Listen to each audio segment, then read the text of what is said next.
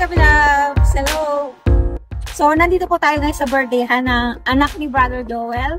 Kung natatandaan niyo po kung saan tayo nag-celebrate the New Year. Happy New Year! Happy New Year, everyone! Happy New Year po. So, dito nila celebrate ngayon sa outdoor bilang pa-summer na po kasi dito sa UK. So, usually po, ganito pala yung mga setup dito. Nandito siya, nandito yung barbecue, maraming bench and turnaround. May daan dito, and nandito yung dagat. So, di ba yung mga nakakasanayan natin, bilang galing din po ako ng Israel, and di ba sa Pilipinas, usually, dito tayo nag-celebrate, di ba? Dito tayo mag-barbecuehan sa tabi ng dagat.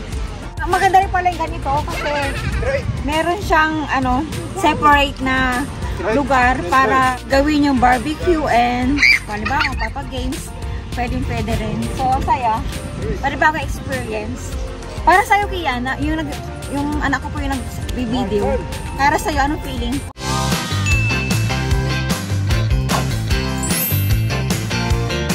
Welcome to Littlehampton Beach. Ano ka dito? May bayad? May bayad nga ako. Ganda dito, lagi ba kayo dito? May occasional lang. Pero kasi simple taga dito kami nagsasawa. Daw niya uli ng barbecue. Kapag... Hello, Kabilabs! Hello! Natatanda niyo po ba si Brother Joel from kung saan tayo nag-celebrate ng New Year? So, nandito po kami ngayon sa seaside ng Littlehampton kasi birthday po ng bunso ni Brother Joel. Happy birthday to you. Happy birthday. Ito yung barbecue, ate. Hello. Hello. Ito pork barbecue. Gawa ko yan. May specialty. Kanina may manok eh. So, wala na.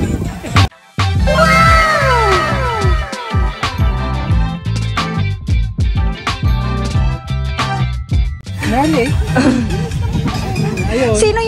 Sino po yung mga bisita nyo? Ito mga tanganon doon. Ito sila. Hindi ko masyadong mga pangalan. Ano sila? Kulig nyo? Kamag-anak? Friend namin. Okay, Bro Joel, I'm here again. Okay, so dahil almost 3 hours late tayo, ito na ang natitira namin. Panginasahan! Panginasahan dapat, pero barbecue. Chicken barbecue. Chicken barbecue, wow. Ito yung dinuguan. May dinuguan tayo. Luto ni Mrs. Yeah. Pancit pisado. Gawa nyo rin. Luto mo, wow. Palabo. Gagawa ako. At yung cake, yan na. Hello, sis. Hello. Wala ka nang nakaputan. Ano, okay lang. Okay lang. Nag-vlog kami. Tapos may lumpia pa dun. Hindi, nandiyan kayo. Kanin. Wala pa ang tawag dito. Tiramisu, hindi. Okay, so leche flan yun. Uy, malapit na maubos yung dala na. Tapos yung dala na somay. Ay, ito yung Ay, ito yung biryani. Tapos sushi. Maha blanca. Tapos syempre may rice tayo. May dates. Pork curry. Pork curry. Chicken curry. Ito, pork curry. And chicken curry. And biryani. Bibingka. Live your life within the moment. And don't go wait until the morning. You never know when it is over. All that I know is till you're older. So let us dance this.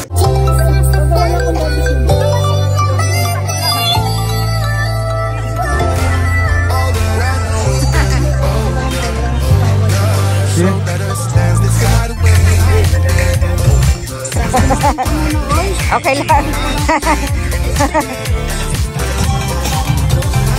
Meron pa ba? Meron pa?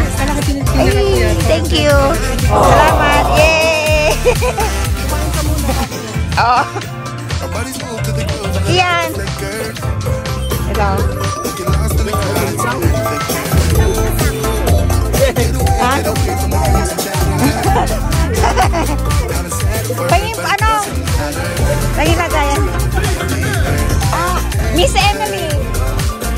Okay, so kain muna tayo bago tayo magpatuloy mag-vlog mga kabilos.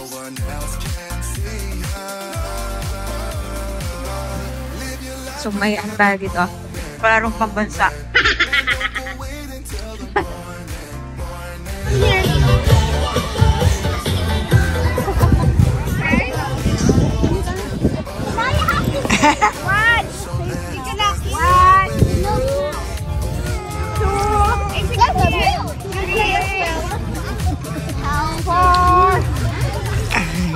Improvise. One, alright, go. Straight. Daddy, straight. Right, right. Left, left, left, left. Abigail, left.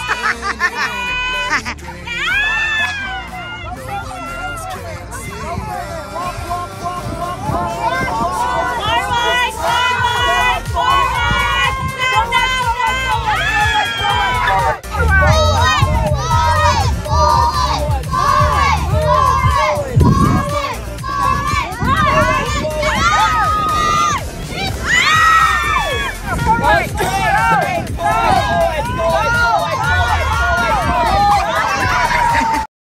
Okay, hello Kabilabs. Andito po si Ate Joy De Leon. Hi. Yan, so nakilala po natin siya sa birthday-han. Halika. Kasama po ako. Maglalakad-lakad muna tayo. Hello Kabilabs. So nandito po tayo ngayon sa birthday-han. Mag-support po tayo sa katrabaho ni Habi. Ayan. And this is the first time na nag-celebrate or maka-attend kami ng birthday-han sa tabi ng seaside. So, ang ganda po dito, napaka-peaceful. Nakasanayan po natin na magba-barbecue within the beach. Pero dito, panibagong experience na medyo malayo sa dagat. Meron silang separate na daan. Sayang din natin dala yung bike natin, siya yung scooter. So, dito yung dagat. Dito yung daan. Diba, mag-walking ka, magbabike ka, mag-jogging. And dito ka magba-barbecue. Yeah, so, silipin ulit natin. Zoom in. Lakas ng hangin.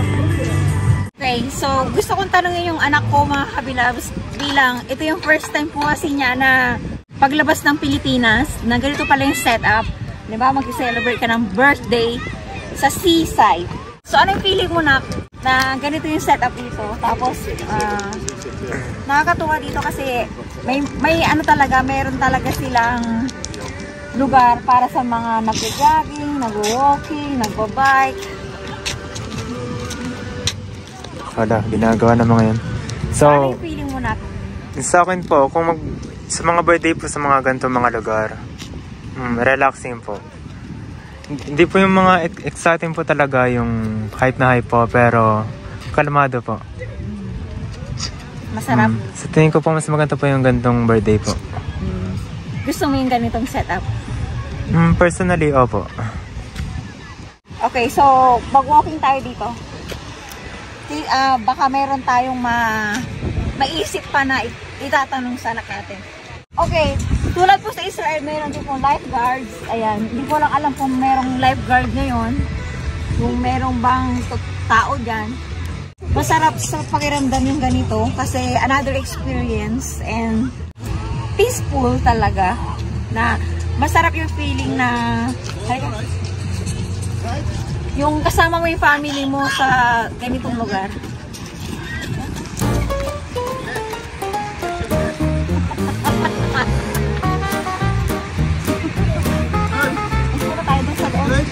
Sige po. Tingnan natin ang dagat dito mga kapatid. Dahan-dahan lang po. Ang oras ko ngayon ay 10 to 7 na po. 6:50 pero maliwanag pa. And mataas yung sikat ng araw pero malamig mga Kabilabs. Yun lang yung hindi ko nagustuhan dito sa UK. Yung weather po dito ay laging malamig. Hindi ka pwede maligo. Hindi ibig ko sabihin. Gusto mo mang maligo sa dagat. Hindi nyo. Kung makapansin nyo, wala pong naliligo. And nandiyan yung mga best friend ng anak ko. Seagull. Pagka high tide, hanggang dito yung tubig mga kabilabs. Kasi makikita nyo basa. I-zoom in mo sila kaya.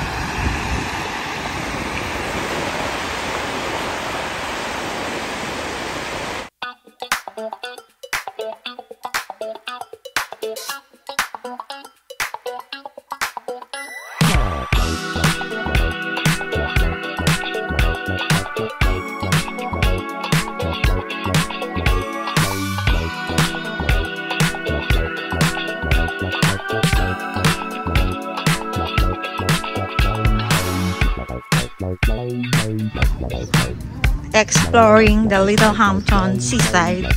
So, meron po ditong fun park. Pero mukhang sarado siya during the weekend. Kasi Sunday po ngayon. So, baka nagbubukas lang sila during the weekdays. Yan. So, hinahunting po kasi namin itong windmill. Kaya kami napapunta dito. Tada! Oh, ha? Hanap din namin. May kotse. May kotse. Hi Kablabs! Welcome to Windmill Entertainment Center. So, nandito pa rin po tayo sa Littlehampton. In-explore po kasi namin yan. Balik tayo dun sa birthdayhan sa park. So, napaka-peaceful mga Kablabs. As you can see. Ano siya, kung ang masasabi ko dito sa UK, tahimik siya. Para sa ilan, siguro na hindi sanay sa tahimik na lugar. Maboboard kayo dito. To the point na para na mababaliw. Parang ganon. Kasi talagang napakatahimik na lugar ng UK. Or siguro dito sa lugar namin, hindi naman buong part ng UK. Pero yun yung ano nila dito. Yun yung surroundings nila dito. Or environment nila dito na most of the time, nasa loob lang sila ng bahay. Pero para sa akin mga kabilabs na medyo matagal na sa abroad, 12 years na din kasi, and sa pangatlong bansa ko na tong UK, parang masayang manirahan dito kasi maraming benefits in the long run. Pero syempre, bago mo ma-achieve yun or bago mo siya makuha, dadang ka muna sa matinding adjustment to the point na yun yung pinagdadaanan namin ngayon. Kung subaybay nyo yung mga sinishare ko sa mga vlogs ko, yun, hindi ko masasabi na buumpisang pamilya pa lang ako or kami kasi yung anak namin is 17 years old na. Pero kung ang nais nyo ay safety, peaceful na lugar, and maganda yung education, maganda yung iniisip yung future ng bata, masasabi kong maganda dito sa UK mga kabilabs. Kasi diba, marami sa atin yung mga medyo may kaya sa Pilipinas, pupunta pa talaga ng UK para mag-aral or para dalhin yung anak nila para makapagtapos dito sa university. So, isa din yun sa ini-aim ko na, at nakikita ko naman na maganda yung education dito sa UK. Ayun. Masaya na mahirap. Mahirap pa nag-uumpisa pa lang talaga.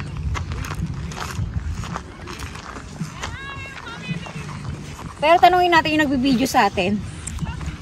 So, ikaw kasi nag-aaral ka eh. Ikaw yung nag-aaral dito eh. So, ano yung masasabi mo? Masaya pa dito or alam mong may kaibahan sa Pilipinas? Mas advanced ba sila dito? No comment. Hindi ko po naranasan mag-college sa Pilipinas, so hindi ko po talaga masasabi. Wala kang comparison.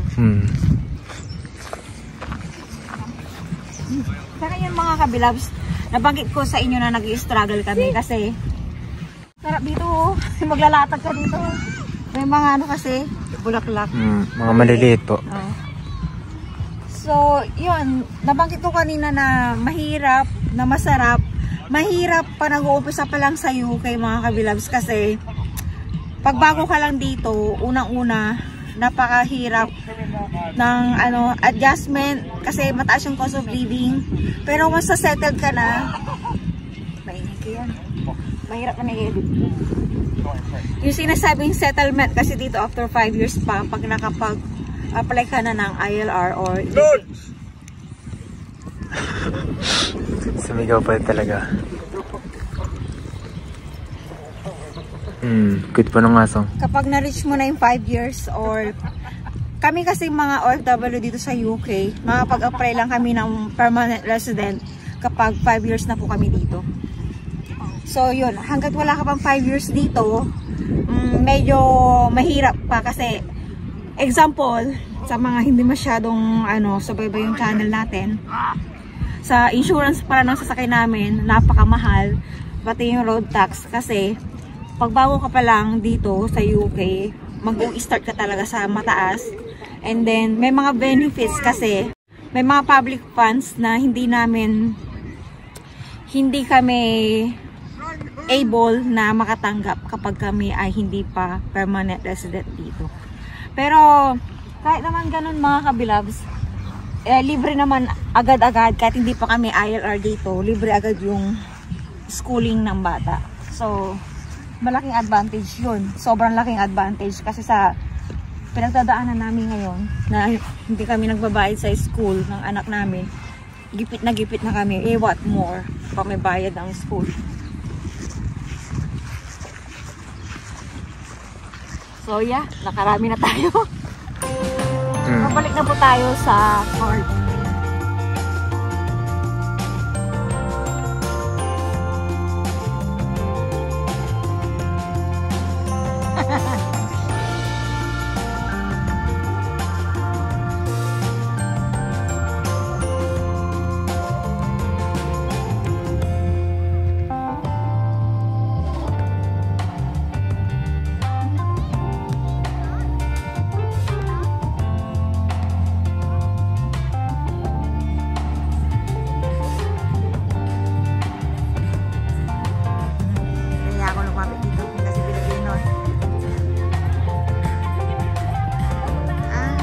Pala namin kasama.